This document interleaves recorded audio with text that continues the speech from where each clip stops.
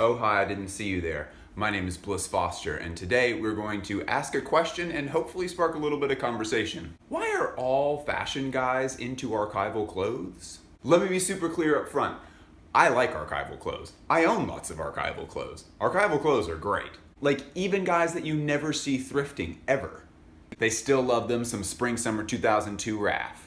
So I have a couple of ideas as to the reasoning behind this myself, but mostly I'm creating this episode so that we can kind of get some real conversation going in the comments. So, dear viewer, whether you are in the comments section on YouTube or some private Facebook group or on Twitter or on Instagram, wherever, please leave some comments letting me know why you are into archival fashion, like what it does for you. And please read the other comments so that we can maybe get some discussion going. I kind of just want to try this out, see how it goes. Anyway, thank you for your participation.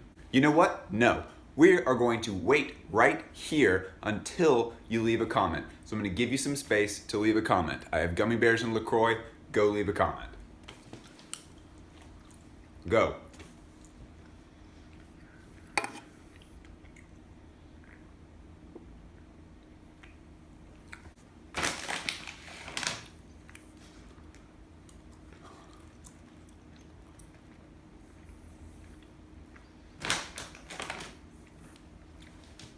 Did you leave a comment? Okay. Let's go back into it. I'm pretty sure that the first major reason for a lot of fashion guys being so into archival fashion is the price point. Granted, there is no shortage of really, really expensive archival fashion. There are plenty of pieces out there that are really iconic and emblematic of a brand's style and that are from the late 80s, early 90s, what have you. And those things are definitely super duper expensive. But for the most part, being into archival fashion kind of just means that you get to find undercover stuff for hundreds of dollars less than a brand new undercover piece would cost. I bought a Raph button-up from autumn-winter 2002 for $75 one time.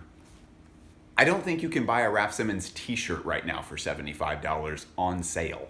And especially if you're using resources like Yahoo Japan or Rakuten, you can find Comme des Garçons stuff for just stupid cheap. Being able to buy archival pieces from like 10 years ago that are still in great shape and for hundreds of dollars less than the original retail price has been an awesome tool in helping me understand what kind of silhouettes work for me, what colors really do not work for me, what kind of materials I actually like. Especially since I now live in Virginia and I grew up in Atlanta, neither of those places are really ideal for going and even looking at designer clothes in stores. So unless you live in New York or New Jersey or in the suburbs of Chicago or right near downtown Los Angeles, there's really not a whole lot of places that you can go to just look at and try on and feel and inspect designer clothes. Another reason why I think we might idealize archival pieces a whole bunch is because it's very tried and true, if that makes sense. Fashion companies are responsible for putting out so many clothes. There's so much stuff. Archive culture and kind of forum culture in the menswear world has done a lot of helping to kind of siphon out the bad stuff and then kind of hold up on a pedestal the really, really good stuff. So I think in a lot of ways, going to a store and buying something that's brand new right now, there's a little bit of this anxiety of choosing the wrong thing. Whereas if you see a pair of Yohji Yamamoto pants pop up on eBay that you have definitely seen referenced on Style Zeitgeist a couple of times, you know exactly what you're getting and you know what other people already think about what you're getting. And to be honest, I think a lot of us care a whole lot more than we let on about what strangers on the internet think about our clothes. I know I sure do.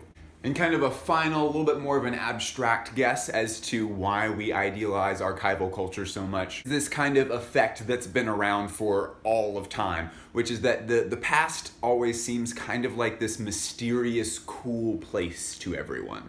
So when we're watching an old Raph Simmons show or reading through one of the old Raph Simmons books, we have no idea personally what it was like to live in Belgium in the mid-90s as a teenager. All that we really know about that period and about that place and time is this narrative that this master storyteller is weaving together for us through his runway shows and through his other art. And that always feels so compelling because we don't know very much about it personally. It seems like this perfectly crystallized moment. And fancy that, there is a t-shirt that goes along with that perfectly crystallized moment in time that we really do want to be a part of.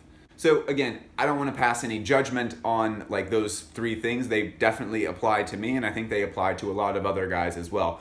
Something that I just kind of want to talk about is like an effect that can be had as a result of this way of thinking about archival clothing. I think in a lot of cases, we as a community, and I know that definitely me as an individual, can end up ignoring a designer's new work because we are so fixated on their previous collections. This is definitely true across every single art medium, but what kind of sets fashion apart in this conversation is the fact that new designers are treated oftentimes like shit in the industry. Factories won't work with them, suppliers won't give them the stuff that they want, they get overcharged for everything, and all of that just comes because they don't have relationships within the industry yet. So what that means is that the artist's best work is probably in stores right now. At this point, Raph does have the connections that he needs to make whatever clothes he wants to make. A lot of you guys have seen the review that I did of his Bacchanalia show, the Christian F1.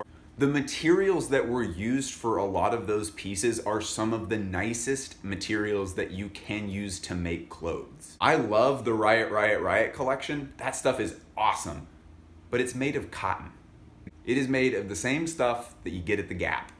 And that in its own way has a little bit of appeal to it, that he's able to use very simple materials to communicate very high concepts.